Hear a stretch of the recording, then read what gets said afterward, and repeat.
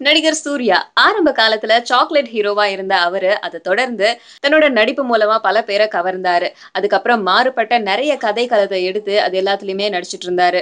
சிங்கம் படத்துல நடிச்சதுல இருந்து ஒரு முழு நீள ஆக்ஷன் ஹீரோவாவே மாறிட்டாரு.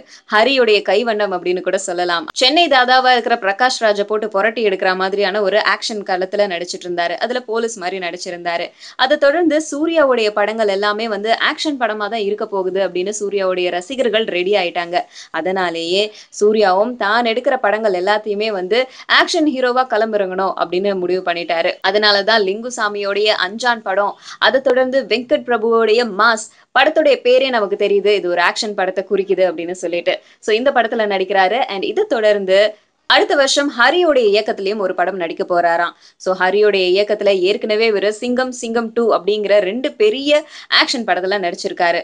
சோ அடுத்த ஆண்டும் ஹரியோடைய இயக்கத்துல நடிக்கிறாரு அப்படின்னா இது ஒருவேளை சிங்கம் 3 இருக்குமோ அப்படின்னு எல்லாருமே எதிர்பார்த்துட்டு இருக்காங்க. அதே எதிர்பார்ப்புல தான் சூர்யாவும் இருக்காராம்.